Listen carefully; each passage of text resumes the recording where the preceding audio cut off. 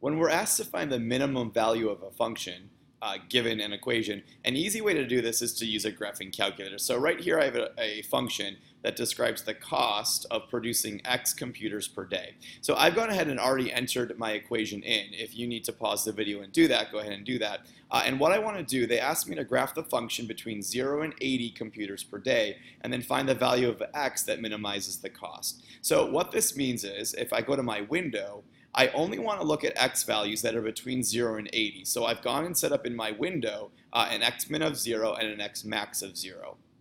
I'll also probably want to adjust my Y values. My output in this case represents a cost, and so I have to think, well, what would make sense is a minimum cost? Well, the lowest it could ever cost me is $0, so I'm going to use 0 as my minimum. As far as my Y max went, I really had no idea. I guessed 1,000. If you saw a graph and you could see a minimum value, then you're fine. If you don't see the graph you want to see, then just change that Y max. Maybe it's too big or maybe it's too small, but it is just a guessing game. If you don't get it right the first time, just guess something else. So let's go ahead and try to graph it with those settings and see if we can see what we want to see. We get this kind of, it almost looks like a parabola, it's not quite, but I can definitely see that there's a minimum value down here.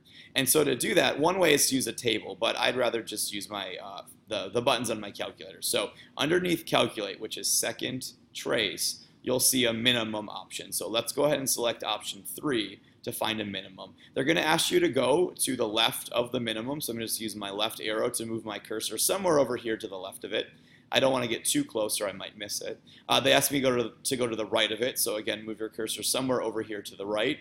And then for guess, just go ahead and press enter, and what your calculator is going to do is find the minimum value, the lowest point anywhere on that graph. And so they asked me to find the X value. It turns out that that X value is going to be about 41.2, or if I round this off because it's how many computers per day, I'll say about 41 or about 42 computers per day.